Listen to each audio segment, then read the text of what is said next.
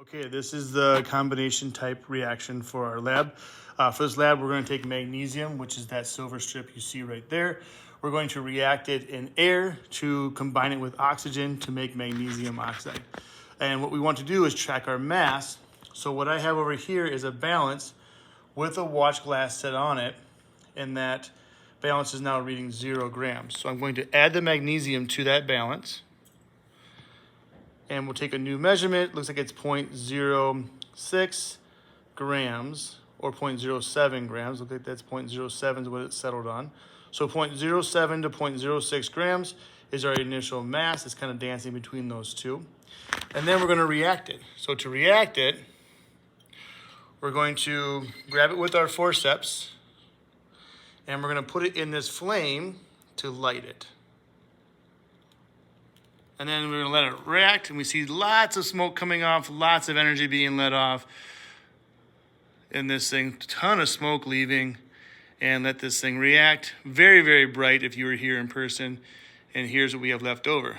Then we'll move it back down, we'll place it on our balance to get a second reading afterwards, and after the reaction, we have 0.04 grams. So we've essentially lost 0.02 to 0.03 grams in the process.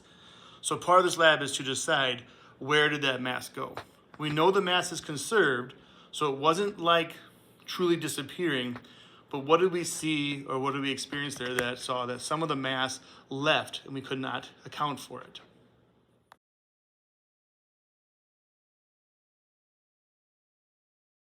Okay, in this video we're going to do the decomposition reaction type. And what we see here, we have hydrogen peroxide that we're going to be reacting, and we're going to be decomposing this hydrogen peroxide. And to do that, we need to first half fill our test tube with the hydrogen peroxide. So we will do that. Get it about half full or so. And then we need to add a catalyst. So hydrogen peroxide doesn't really decompose very fast on its own. So by adding this Ki, we see it reading there, Ki right there. This acts as a catalyst to make this happen faster. So we need a full squirt of this, and we're going to squirt it in. We see the yellow color forming, and then that should speed up our reaction and have this start to react a little bit quicker. Okay, and then the next piece of this is we want to do a 30-second timer. So we're going to let this thing react and kind of work on its own for 30 seconds. As we do that, we'll come a little closer. We can see the bubbling inside of there that's happening. So we are seeing a gas being produced. So that gas should be oxygen gas inside of here as it's reacting, that bubbling. And then when hydrogen peroxide decomposes, we should just be making water and this oxygen gas is what we should be doing. So we'll let this reaction kind of run. We want to give it a good 30 seconds or more so it gets a chance to produce a decent amount of this oxygen gas inside of here. And then we're going to test it. So to test it, what we do is we take a wood splint and we just light the wood splint. And we're going to let it burn a little bit. And then I'm going to shake it out. See that glowing red ember on the end? I'm going to insert that into the test tube. And usually, which we see happens, it actually lets it relight. Okay, shake that out. It probably won't do it again because we need to let that oxygen gas build up. But we'll try one more time here. Bring it in here. See how it kind of like flares back up? I'm going to bring it down into this environment. That's because we have excess oxygen inside that environment. Okay, so the way that we can prove or support that oxygen gas is being produced is the fact that it helps support that combustion. Notice how it didn't explode. We didn't have an explosion or anything. We just had that flare up of that flame. And that is our decomposition reaction for today.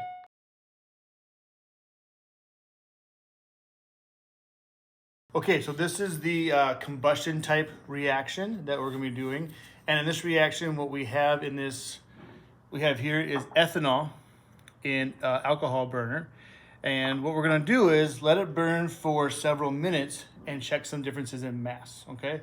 So the first step is to remove the cap from the ethanol burner with the wick, place it in our plastic container here, set it on our balance, and get a mass of that to start off. So before the reaction, if we take a look here, we can see that we have a mass of 11.7 grams with the wick and the cap together, 11.7 grams inside of here, okay? And then we're gonna remove that, and we're gonna put in the mass of the alcohol with the burner. So in this case, these together give us a mass of 223.1 grams. 223.1 grams, okay? And then now, we're gonna reassemble those and let them burn for a while. So we'll take this and we'll light it. And we're just gonna let the alcohol burner kind of go for 10 minutes, okay?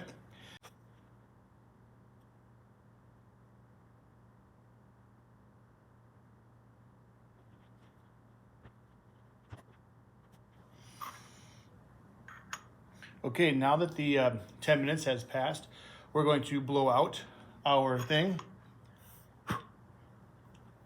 And I'm gonna let it cool for a second because I need to take this cap off, and it's a little bit hot to the touch right now. So I'm gonna let it sit. I'm gonna let it cool until it is cool enough for me to unscrew it without being hot.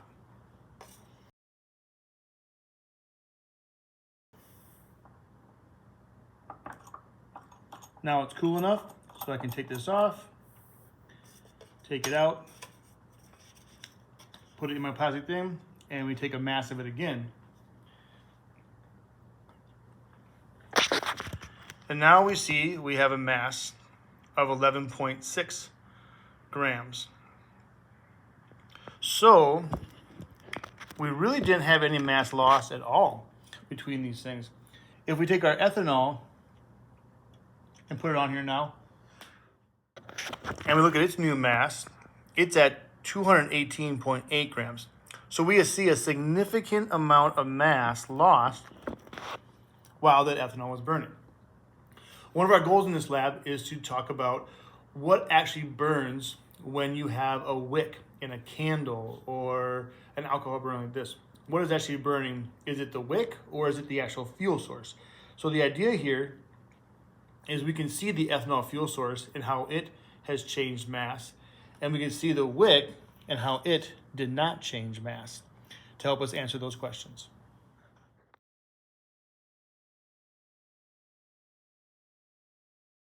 Okay, this is the single displacement reaction type today. So I have my test tube out, and my instructions tell me to add a third full test tube of hydrochloric acid. So here's my hydrochloric acid. So I'm going to fill this up 1/3 of the way.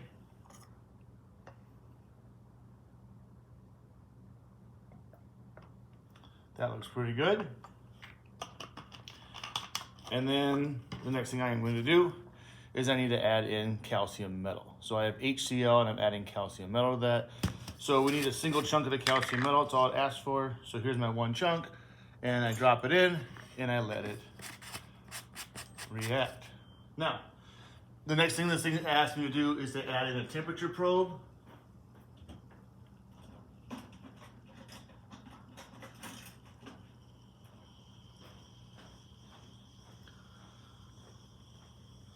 So here's my temperature probe. I'm gonna place it inside here and let it kind of read, see what's going on.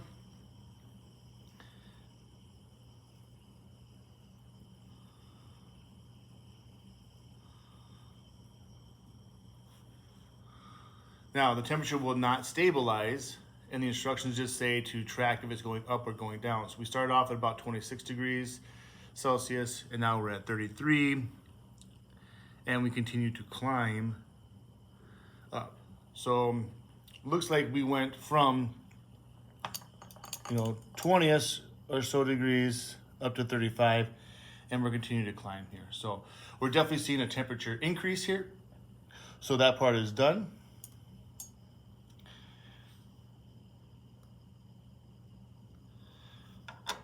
And then the last part of the lab asks to take a lighter or a flame and put it over the front of the opening and see what happens. So we're going to bring our flame to the front of the opening. And we saw, or maybe you heard, kind of a little mini explosion once I dipped it inside that opening. And we can let it run a little bit, and maybe we'll try for a second attempt here in a minute.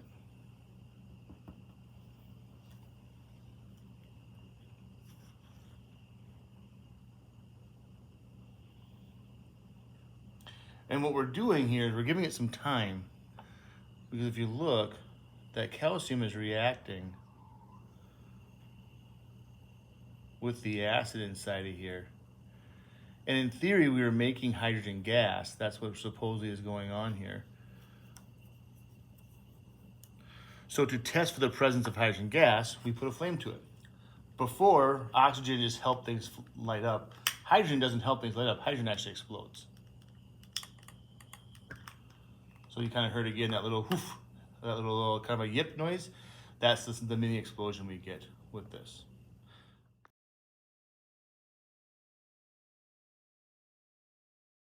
Okay, in this video, we are going to look at the double displacement reaction type. And in our instructions, we are told to use sodium sulfate and barium chloride, iron sulfate, and sodium hydroxide, okay? So the first setup is we take our barium chloride and we're supposed to add 10 drops to a well plate. So I'm gonna kind of use the pipette here, suck it up, and I'm gonna go to this well plate here. 1, 2, 3, 4, 5, 6, 7, 8, 9, 10 drops. And then I'm gonna add 10 drops of my sodium sulfate to that. So again, using the pipette, suck up some, and I'm gonna go 1, 2, 3, 4, 5, 6, 7, 8, 9, 10. And we look at our results, we see this kind of white, cloudy, kind of milky solid that was produced inside of there, okay? So that white in there is our precipitate, or our solid that is formed from doing that one. Okay, so that's reaction 1. Reaction 2, I'm using my sodium hydroxide. Again, same instructions, add 10 drops, so I'll go over a couple plates. 1, 2, 3, 4, 5, 6, 7, 8, 9, 10. And I'm adding it to my iron sulfate. Again, sucking up some of our clear liquid and adding in 1, 2, 3, 4, 5, 6, 7, 8, 9, 10. And this one doesn't look quite as obvious at first, but if we get a white background, just take a look at this, we can add that white background, slide this over, and there we see it is not a no reaction, but we actually can see kind of like a dirtyish, greenish blue kind of precipitate that forms inside of this one, okay? So it's useful to use a white background and a black background, because with the black background, we can see that white precipitate really well. And with the white background, we can see that kind of bluish, darkish, kind of greenish precipitate really well. And those are our 2 reactions for double displacement.